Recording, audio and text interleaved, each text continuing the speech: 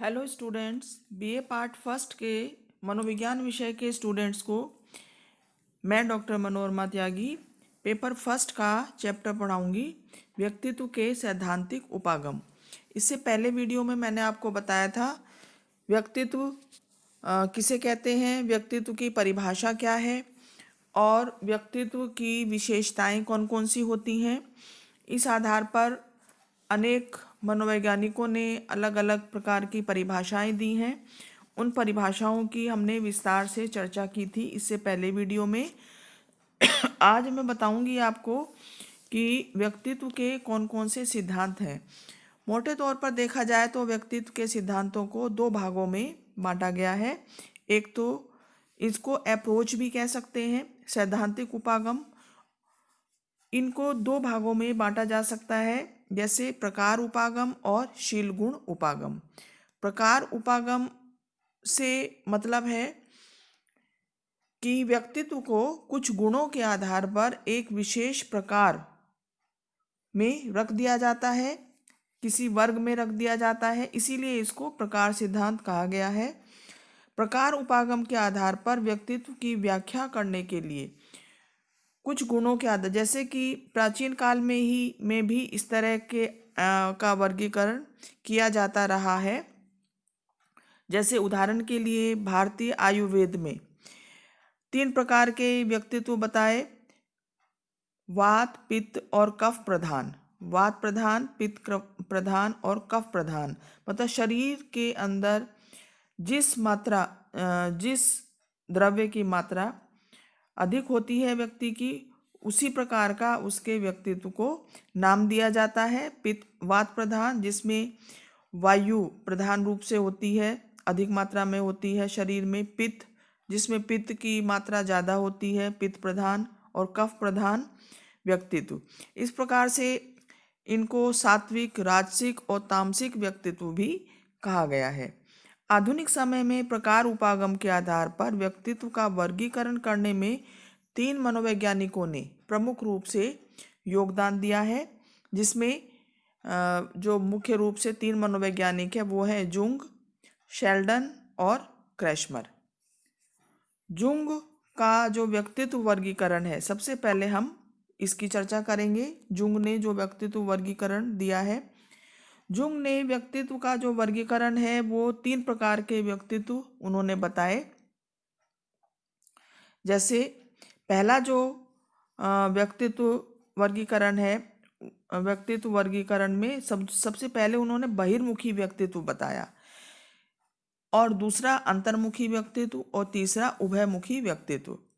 बहिर्मुखी व्यक्तित्व वो व्यक्तित्व होता है जो व्यक्ति बहुत मिलनसार होते हैं, मृदुभाषी होते हैं, सामाजिक होते हैं, मिलना जुलना पसंद करते हैं, व्यवहार कुशल होते हैं, भौतिक सुख सुविधाओं में जिनका विशेष रुचि होती है।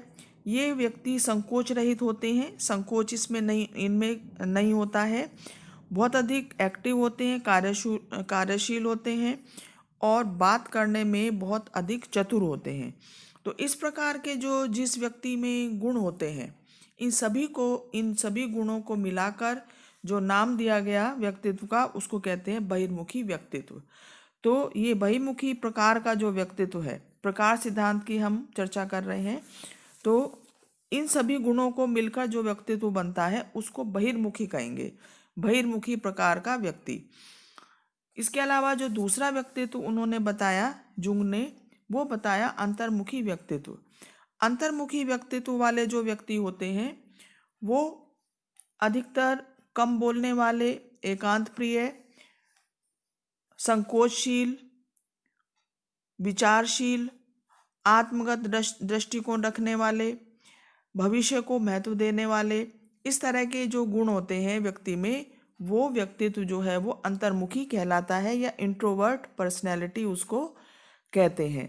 तो अंतर्मुखी व्यक्तित्व में ये सभी जो गुण होते हैं कि ये और इस तरह से जो लोग होते हैं अंतर्मुखी व्यक्तित्व वाले, ये अनेक प्रकार के जैसे कलाकार हैं, साइंटिस्ट हैं, और ये जो लेखक हैं, कवि हैं, इनका जो व्यक्तित्व है वो अंतर्मुखी प्रकार का होता है। तो जिन लोगों में इस तरह के गुण देखे जाते हैं कि जो एकांत प्रिय हैं, कम बोलने वाले, साइंटिस्ट को आपने देखा होगा कि कई कई घंटे अपनी प्रयोगशाला में निरंतर नए नए एक्सपेरिमेंट करते रहते हैं, एकांत उनको पसंद होता है। तो इस तरह के व्यक्तित्व वाले व्यक्तियों को अंतर्मुखी व्यक्तित्व कहते हैं। बहिर्मुखी व्यक्ति जो होते हैं उनके उदाहरण भी देखे जा सकते हैं, जैसे नेता, अभिनेता और धार्मिक गुरु हैं। ये सभी जो हैं ये बहिर्मुखी व्यक्तित्व वाले व्यक्ति होते हैं। समाज में जो अधिक पॉपुलर या मिलनसार होते हैं वो बहिर्मुखी व्यक्तित्व होता है। एक जो तीसरे प्रकार का व्यक्तित्व बताया है इन्होंने, वो है उभयमुखी व्यक्तित्व। उभयमुखी से मतलब है जिसमें अंतर्मुखी और बहिर्मुखी दोनों ही प्रकार के व्यक्तित्व का समावेश होता है, वो उभयमुखी व्यक्तित्व कहलाता है। इस तरह के जो व्यक्ति होते हैं कुछ अवसरों पर वो बहिर्मुखी का व्यवहार करते दिखाई देते हैं और कुछ अवसरों पर वो अंतर्मुखी व्यक्तित्व वाला व्यवहार करते हुए दिखाई देते हैं। तो इस प्रकार से 3 तरह के जुंग ने व्यक्तित्व बताए हैं। और इन तीनों के अलावा जुंग के अलावा जो दूसरा वर्गीकरण दिया है प्रकार सिद्धांत के अंतर्गत, वो है शेल्डन का वर्गीकरण। शेल्डन नाम के मनोवैज्ञानिक ने व्यक्तित्व का जो वर्गीकरण है वो इस प्रकार से किया है। उन्होंने 3 प्रकार के व्यक्तित्व बताए हैं: एंडोमार्फिक व्यक्तित्व, मेसोमार्फिक व्यक्तित्व और एक्टोमार्फिक व्यक्तित्व। एंडोमार्फिक जो व्यक्तित्व वाले व्यक्ति होते हैं इनकी विशेषता ये होती है कि ये व्यक्ति कम हाइट वाले, मोटे, थोड़े गोल मटोल शरीर वाले होते हैं। और शेल्डन द्वारा वर्णित ये जो व्यक्तित्व है ये क्रैशमर के व्यक्तित्व का जो प्रकार है स्थूलकाय, उससे मिलता जुलता है। क्रैशमर ने भी व्यक्तित्व वर्गीकरण दिया है जो हम आगे पढ़ेंगे।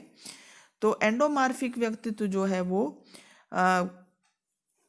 शेल्डन द्वारा बताए गए क्रैशमर द्वारा बताए गए स्थूलकाय प्रकार से मिलता जुलता है।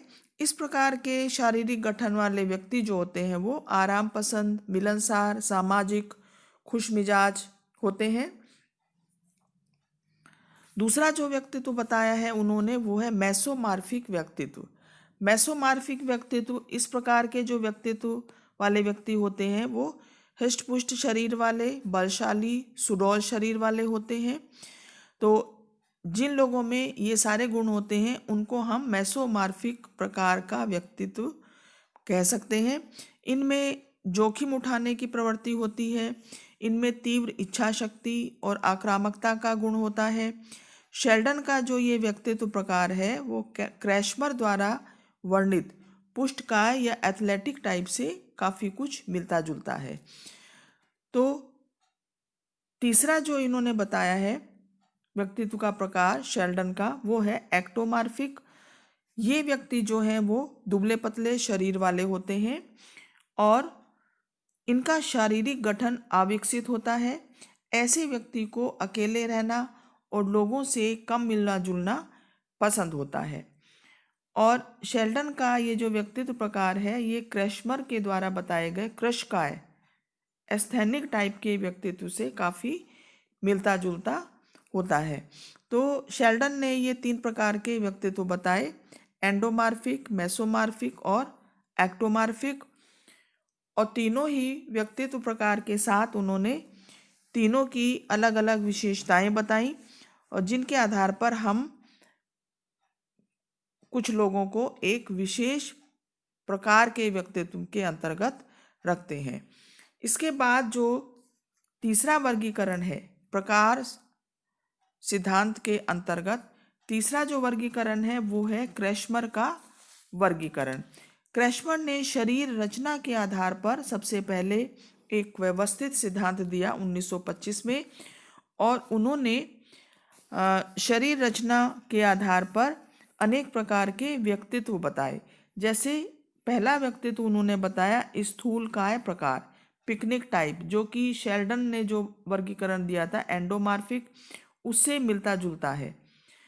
पिकनिक टाइप के जो व्यक्ति होते हैं इनका जो कद है वो छोटा होता है, ये गोल मटोल शरीर वाले होते हैं और स्वभाव से ही खुशमिजाज, मिलनसार, सामाजिक, बातूनी, इन्हें आराम पसंद होता है, खाने पीने के शौकीन होते हैं। ऐसे व्यक्तियों में कई बार उत्साह विषाद नाम का मानसिक रोग उत्पन्न होने की संभावना रहती है। तो क्रैशमर का जो वर्गीकरण है, इसके बाद जो दूसरा वर्गीकरण है वो है क्रैशमर का दूसरा वर्गीकरण है क्रशकाय वर्गीकरण या एस्थेनिक टाइप वर्गीकरण।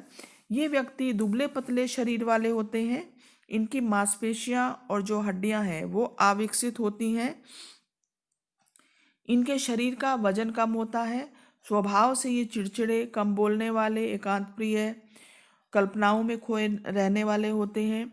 इस प्रकार के जो व्यक्तित्व वाले व्यक्ति होते हैं अक्सर इनमें मनोविदलन मानसिक रोग होने की संभावना बनी रहती है।